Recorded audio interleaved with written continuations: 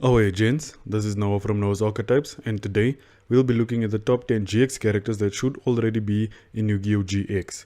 Now I know that you can't only do character unlock videos, you have to kind of spice it up and keep things interesting, but some of these characters should have already been in the game because of who the character is or what type of archetypes that they use.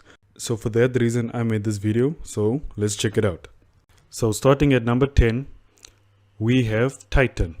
Now Titan is basically a hitman for hire that was hired by Dr. Crowley in order to duel against Jaden Yuki and defeat him so that Jaden can be expelled from the school. He claimed to have the ability to use the Shadow Realm, but during the duel against Jaden discovered that it was all smoke and mirrors, and later on he came back and dueled against Alexis, but that time he did have the ability to use the Shadow Realm, but this was because he was given a Shadow Charm, and this allowed him to have some control over the realm around him, creating illusions and such, and also having some power over the Shadow Realm.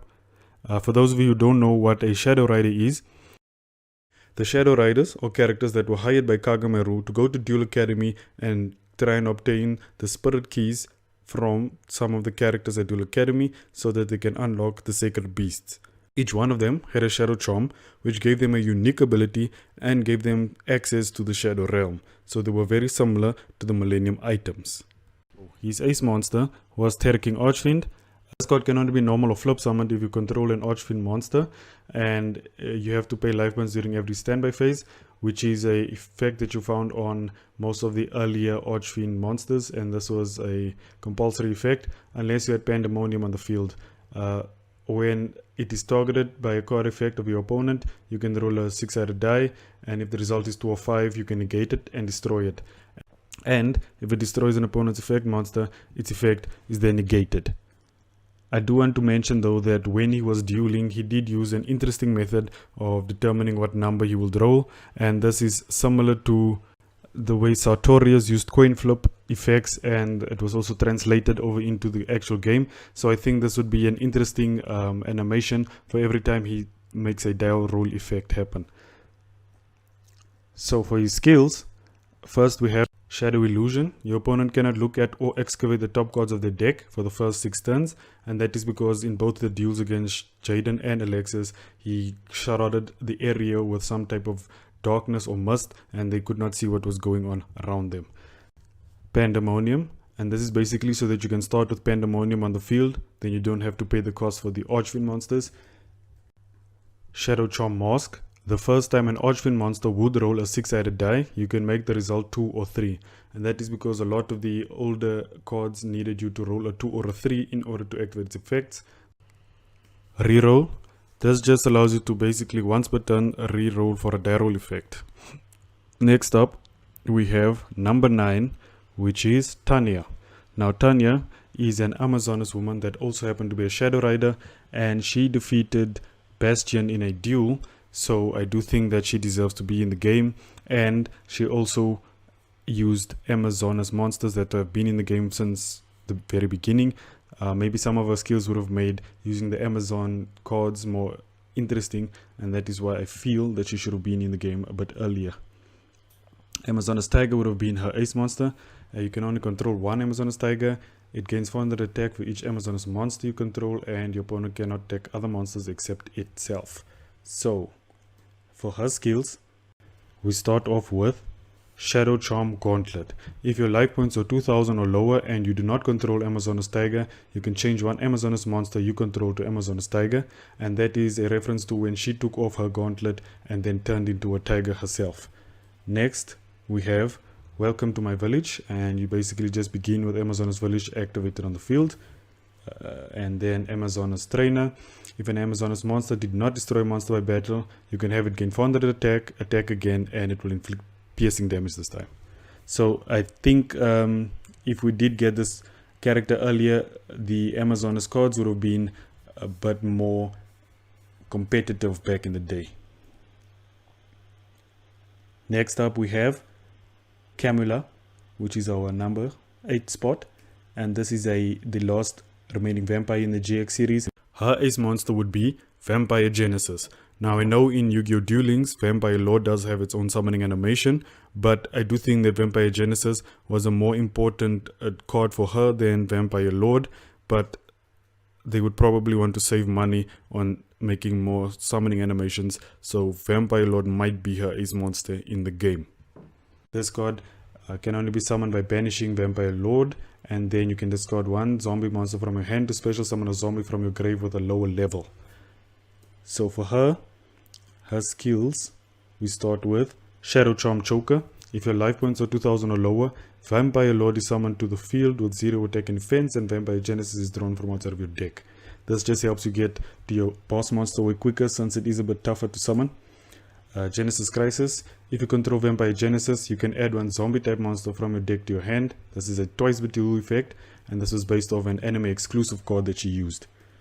And Eye of the Vampire. If your opponent has 2000 or more life points, then you draw one overpowering eye. This character did in fact defeat Zane Truesdale and Dr. Crowler, so I do really think that this character deserves to come to this game because she was a very powerful duelist back in Yu-Gi-Oh! GX era. Next, we have our number 7, Adrian Gecko. Now, Adrian Gecko was a exchange student that came to Duel Academy, and he basically was looking to gain power, and he did this by sacrificing his best friend, but this was only once they went to a different dimension. His ace monster would be Cloudian Eye of the Typhoon. So all Cloudian monsters cannot be destroyed by battle, and if they are changed to defense position, they get destroyed. Its unique effect is when it declares an attack, you can change all face-up monsters battle positions except Cloudian monsters. So for this character, we start off with Cloudian Defense. If a Cloudian monsters would be destroyed by their own effect, you can remove one fall counter from each monster instead, then change them to attack position. Once per turn, twice per duel. Next, we have Cloud Gathering. Place one fall counter on each monster your opponent controls, also once per turn and twice per duel. And then finally, Power of a Ruler. If there is an Exodius, the ultimate Forbidden Lord, in your deck, add the 5 pieces of Exodia to your deck at the start of the duel. And this is because, like I said, he sacrificed his friend to gain power, and this was through Exodius, the ultimate Forbidden Lord, but you do need the 5 pieces of Exodia in order to have your win condition. So this card can only be special summoned by returning all of the monsters in your graveyard to the deck, and it gains 1000 attack for each normal monster in your graveyard. When it attacks, it will send a Forbidden One piece to the graveyard, and if you have all 5 pieces of Forbidden One in your graveyard, you will then win the duel. So next up, at number 6, we have the leader of the Shadow Riders, and that is Kagemaru. And he basically wanted the Sacred Beast monsters to himself so that he could rule the world and also become younger. And his ace monsters would be Uriah, Lord of Searing Flames, Reviel, Lord of Phantasms, and Hamon, Lord of Striking Thunder. And for this character, I have quite a few skills. So let's start with the first one, Fallen Paradise. I don't know if they would give us the field spell when this character comes to the game. If they don't, then you could have this skill that allows you to draw 2 cards if you control a Sacred Beast monster, but this would be once or twice per duel. The next one would be Hyper Blaze. You can summon Uriah, Lord of Searing Flames, using face-up or face-down trap cards. This is a reference to one of its new support cards that I'm not sure we will be getting, but it will help Uriah a lot. Cerulean Skyfire is a new spell card for Haman, Lord of Striking Thunder, that allows it to be summoned with face-up or face-down spell cards. And then we have Shadow Charm Ring. If your life points are 3000 or below, special summon 1 Phantasm token, Fiend Dark level 1, attack and defense 0, in defense position for each 1000 life points lost, and draw a Reviel, Lord of Phantasm from outside of your deck.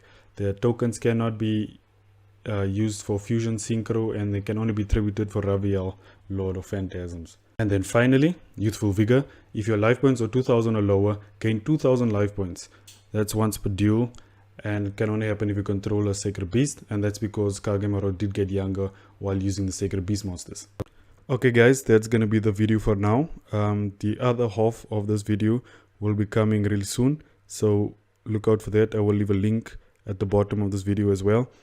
What do you guys think of the list so far? Who would be in your top 10, and in what order would you put them? Let me know in the comment section down below. In the meantime, you can click on one of my videos. I made a tribute video to Chadwick Boseman, aka Black Panther, where I use Panther Warrior as the main card and basically built a deck around it.